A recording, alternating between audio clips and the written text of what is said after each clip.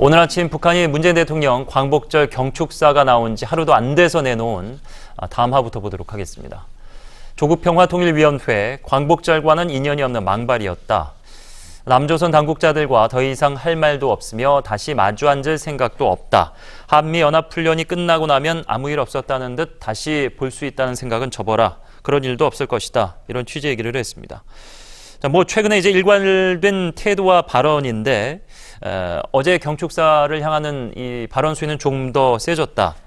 하나된 한반도라는 것을 주장했던 이 문재인 대통령의 경축사에 호응은 둘째치고 핑계는 일단 한미연합훈련입니다만은 감정을 여실히 드러내고 있는데 이제 실망감과 포기 이런 것들이 좀 포함이 돼 있는 것 같아요. 그러니까 지난번에 그 입장을 발표했을 때는 외무성의 차원에서 나온 거잖아요. 근데 이번 같은 경우에는 조평통에서 나왔다고 하는 점에서 좀 흥미로운데요.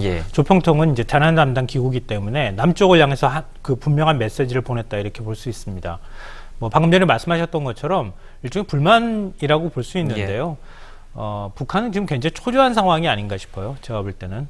왜냐하면 북미 비핵화 협상을 해야 되는 입장이기도 하고요. 그게 잘 될 수 있을까 없을까 이런 부분에서도 좀 초조한 측면이 있고요. 또 하나는 북쪽에서 이제 핵을 만들고 그리고 핵무력을 완성했다고 했을 때 북미 비핵화 협상을 추진해 나가면서 경제 제재를 해제하고 그리고 경제 발전을 이루겠다고 하는 게 김정은 국무위원장의 일종의 비전이었거든요. 근데 거기엔 또 하나의 나름의 어떤 숨은 보관이 있는데 그건 뭐냐면 그러니까 미국하고만 협상을 하게 되면 그러면은 현 시점에 있어서의 군사적 긴장을 어떻게 할 것인가라고 하는 숙제가 남거든요. 그거는 남북 간에 풀어야 되는 문제입니다. 그래서 문재인 대통령하고 만나서 남북 군사합의 이루지 않았습니까? 그래서 북쪽 입장에서는 일단 남북 간의 긴장을 높이지 않는 상황에서 미국과 비핵화 협상을 추진해가는 전략을 만들었다는 거죠. 왜냐하면 남쪽하고는 군사력으로 이제 서로 간에 비례하다고 볼 수가 없어요. 그러니까 남쪽이 경제력 면에서도 그렇고요. 군사력 그리고 또 군비 측면에서도 북쪽보다 월등하거든요. 그러니까 그런 비대칭성을 재래식 무기인 핵무기로 사실 만회하기 위해서 핵을 개발한 측면이 있거든요. 근데 핵을 비핵화 협상을 통해서 없애는 과정에서 남쪽에서 지금 최근에 나오는 것처럼 스텔스 전투기 도입이라든가 중기 국방 계획 나온 것들을 보니까 북쪽 입장에서는 굉장히 좀 위협감을 받은 게 아닌가 싶어요. 스텔스를 상당히 무서워한다라는 보도가 많이 있었죠. 북쪽에서 그런 무기도 없고 그걸 이제 탐지할 수 있는 레이더도 없는 상황이니까요. 그런 측면에서 굉장히 무서운 무기로 판단하고 있고 중기 국방 계획에 EMP 탄두나 얘기가 나오고 그다음에 경항공모함 얘기도 나오고 하니까 그런 부분에 대해서 상당히 자극을 받은 게 아닌가 싶습니다. 그래서 문재인 대통령이 최근에 연이어 얘기하는 것처럼 이 평화경제라고나 하는 개념은 한반도의 평화체제가 구축이 된다는 것을 전제로 해서 하는 말인데 당신들은 그럴 의지가 있느냐라고 지금 북측에서 묻고 있는 거라고 볼 수 있습니다. 자, 정부도 4시간 만에 공식 입장을 내놨는데 우리도 역시 이제 기조가 달라진 건 없습니다. 인내의 차원이죠. 남북 공동선언 정신에 부합하지 않는다. 어제 이제 문재인 대통령의 광복절 경축사에 조금 마음에 들지 않는 부분이 있더라도 이게 이제 해석의 여지가 있습니다. 조금 마음에 들지 않는 부분이냐. 야당이 비판하는 부분은 계속해서 미사일을 쏘고 있는데 우리를 겨냥한 듯한 발언도 하고 있는데 이 부분을 참아야 되는 것인가. 근데 또 이렇게 좀 좋게 보는 측면에서는 북한 역시도 마지막까지는 가고 있지 않다. 알려진 바로는 이제 북한 대내적으로는 이런 발언 수위를 공개가 안 됐고 문재인 대통령을 딱 꼬집어서 비난의 수위를 높인 것도 아니고 좀 좋게 보자면 또 이런 취지의 얘기도 있습니다. 아니 근데 문재인 대통령 경축사 발언 뒤에 조평통에서 그와 같은 차마 입에 담을 수 없는 그런 무례한 말이 나왔고 여기에 대해서 우리 통일부가 아무런 입장 발표도 낼 수 없으니까 지금 담화문을 냈는데 그 내용을 보면은 북한 담화 유감이다. 도를 넘는 무례한 행위다. 이렇게 말을 하면서도 이산가족 상봉, 식량 지원 노력은 계속된다. 대화 협력만이 유일한 길이다. 호응을 촉구한다. 판문점 선언, 9.19 평화선언의 이행을 촉구한다. 지금 이렇게 얘기를 하고 있거든요. 북한에 대한 대북 기조를 어떻게 보면 재확인한 그런 정도의 입장문이라고 볼 수가 있는데 아까 인내를 말씀하셨잖아요. 그럼 인내 뒤에는 어떤 전략이 있어야 되는 거거든요. 그러니까 오바마 대통령의 전략적 인내 같은 경우에는 군사적으로는 대응하지 않되 다만 안보리를 통한 경제 제재를 통해서 북한의 붕괴를 유도한다는 게 전략적인 인내였어요. 근데 우리 정부의 그런 전략은 그냥 민법에서 얘기하는 신의칙으로 보여요. 신의칙이란 게 뭐냐, 민법 2조의 신의 성실의 원칙에 맞게 행동해야 될, 상대방한테 그런 선의에 기대해야 될 그런 일반적으로 그런 정도의 행동을 기대할 수 있는 그런 얘기를 말하는 게 있는데 신의 측이라는 게 있는데 그냥 북한의 선의에 기대할 수밖에 없는 신의 측이 우리 정부의 전략인가 좀 이런 점에서는 의문도 듭니다. 예.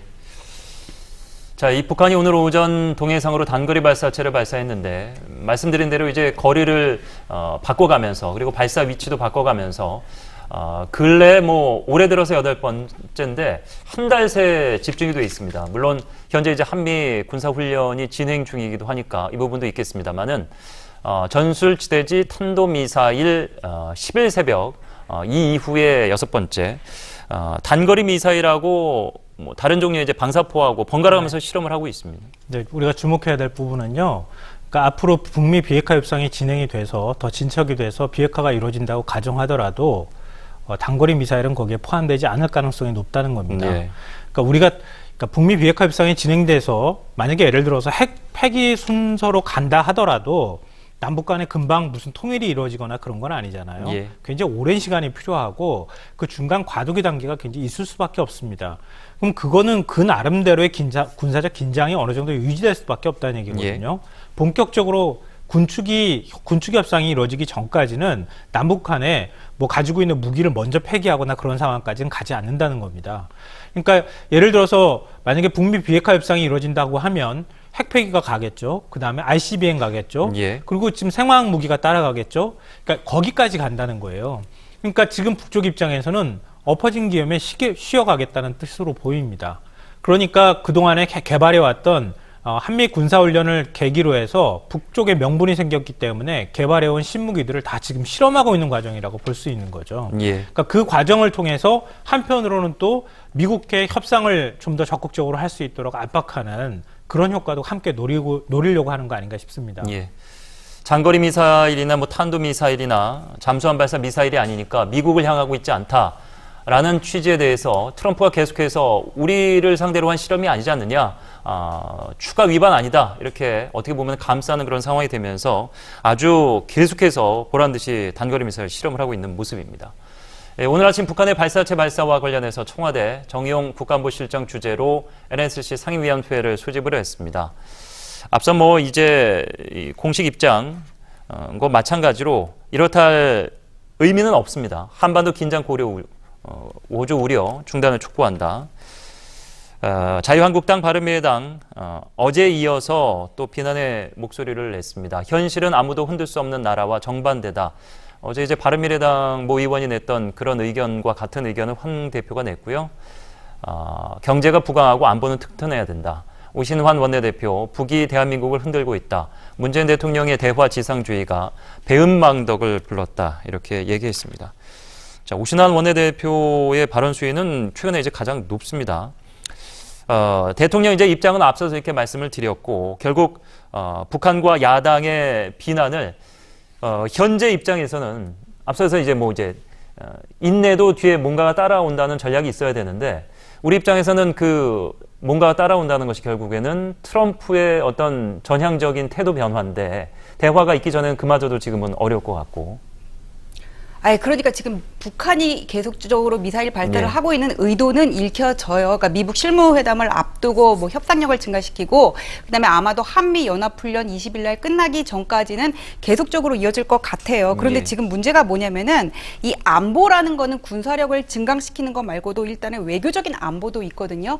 근데 외교적인 안보라는 거는 결국 한미 간의 동맹인데 지금 우리가 동맹이라고 여겨지고 있는 미국에서 뭐라 그러냐면 동맹이 뭔데요? 한쪽이 내 동맹국이 전쟁을 당하고 있으면 위기에 처음에 와서 도와주는 건데 미국을 위협하는 경고가 아니기 때문에 괜찮다 지금 이렇게 얘기를 하고 있는 거잖아요. 그래서 야당 입장에서는 황교안 대표라든지 우리 정부의 전략이 정확하게 어떤 건지는 모르겠어요. 지금 한국과 미국 간의 협상이 어느 정도로 진행되고 있는지. 근데 지속적으로 계속 이렇게 북한에서는 도발을 하고 있으니까는 야당 입장에서는 아까 황교안 대표나 오신환 원내대표의 발언을 읽어주셨는데 지금 이런 식으로밖에 비판을 할 수밖에 없다고 보여지고 이거를 지금 통일 좋다는 거 얘기해요. 통일 언젠가는 해야 되겠죠. 그런데 전쟁을 하자는 게 아니라 전쟁을 걸지 못하게 지금 하겠다는 거거든요. 그래서 야당의 이러한 비판들을 이념적으로 치우쳐 있다 이렇게 그냥 좁혀서 보는 거는 좀 문제가 있다고 보여집니다. 예. 아니 우리나라가 어떤 전략이 있는지는 말씀하셨던 것처럼 미국과의 관계가 중요한데 지금 전개되고 있는 상황으로 볼 때는 미국은 최소한의 어떤 동맹국으로서의 예의도 지키지 않고 있는 상황이거든요. 그렇기 때문에 우려되는 부분이 있고 야당에선 이런 식으로 비판을 할 수 있는 거죠. 전략이 뭐냐.